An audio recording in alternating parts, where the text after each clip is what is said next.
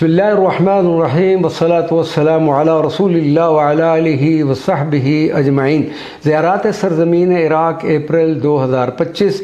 अब हम सामिर्रा में मौजूद ज़ियारात मुक़द्दसा का इंतहाई मुख्तसर तज़किरा पेश करते हैं। मज़ार पुरअनवार हज़रत सैयदना हसन बिन अली अल अस्करी, आपकी विलादत 10 रबीउ सानी 232 हिजरी और तारीख़ विसाल 260 हिजरी। आप हज़रत इमाम अली नक़ी के साहिबजादे हैं। हसन बिन अली बिन मोहम्मद और हसन अल अस्करी के नाम से मशहूर हुए। अपने वालिद के साथ सामिर्रा के फ़ौजी शहर में लाए गए, जहाँ अब्बासी खलीफा ने उन्हें उनकी मौत तक करीबी निगरानी में रखा।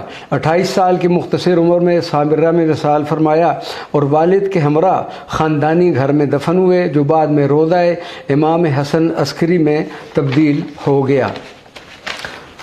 मज़ार मुबारक सैयदत हकीमा खातून यानी हमशीरा हज़रत इमाम अली नक़ी। सैयदत हकीमा खातून सैयदना मोहम्मद तक़ी अल जवाद की साहबजादी और नक़ी अल हादी की हमशीरा हैं। विलादत 19 रजब 218 और विसाल 293 हिजरी। आपके शोहर अबू अली सैयद हसन थे और आपके 3 बेटे थे।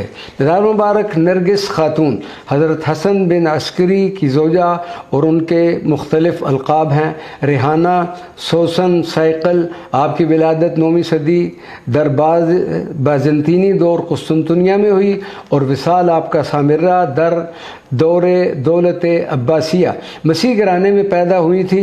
इनके दादा कैसर रूम थे, जो ईसा के हवारी शमऊन की औलाद में से थे। रवायात के मुताबिक नरगिस खातून ने ख्वाब में हज़रत ईसा अलैहिस्सलाम की वालिदा हज़रत मरियम सैयदत खातून जन्नत को देखा और इस्लाम कबूल कर लिया। अहले तशरीह के ही एक मौरख़ शेख सद्दूक के मुताबिक ये एक मसीह खातून थी। ख्वाब में मुक़द्दस ज़ियारात के तुफ़ैल इस्लाम कबूल किया। लेकिन एक दूसरी रवायत के मशहूर मौरख़ मसूदी के मुताबिक कि सैयदना अली नक़ी अल हादी की बहन के यहाँ एक खादिमा थी, जिसका नाम नरगिस खातून था।